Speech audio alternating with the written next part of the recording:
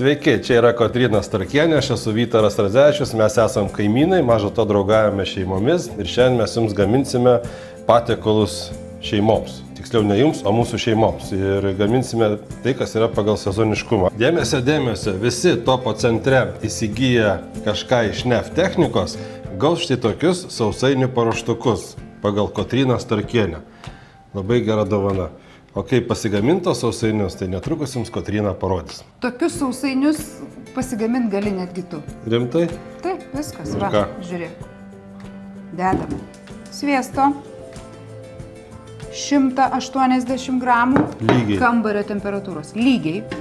Kiaušinį iš mano Išplakam vištidės. sviestą, tada įmušim vieną kiaušinį iš tavo vištidės, didelį kiaušinį.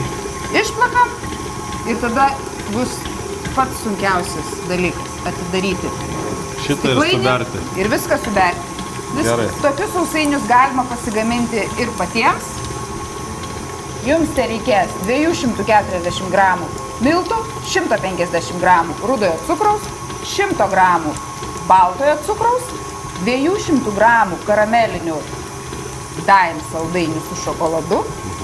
Ir tada, kaip sakiau, 180 gramų minkšto sviesto, vieno kiaušinio, žiupsnelio nedidelio druskos ir arbatinio šaukštelio keitimo miltelio. Ir sausainiai keliauja ant jūsų stalo.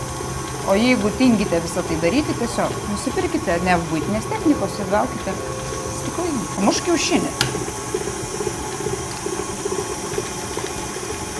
Įkrito. O dabar atidarome vieną stiklainį. Prašau, Ir bert. viską suberti. Tokiu nuožmiu paprastuoju būdu. Va. Tuščias. O tada, kai iškepam sausainius, juos galime sudėti į šitą stiklainį Ir paslėpti ir nuo paslėpti vaikų. nuo vaikų. Taip. Viskas yra paruošta. Dabar Imam skardą. imam arbatinį šaukštelį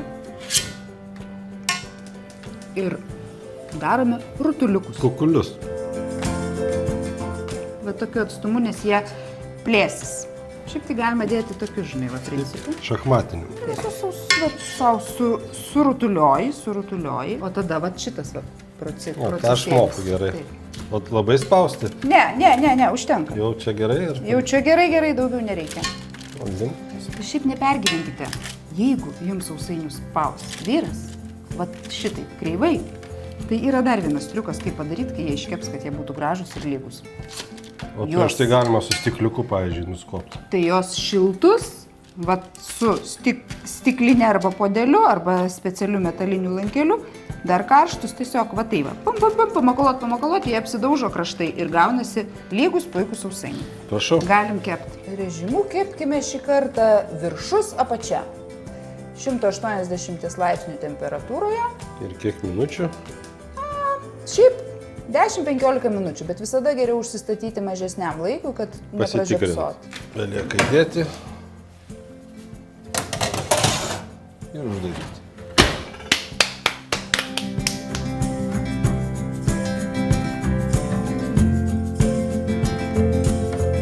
Tai yra Vytariuko kumščio sausainiai.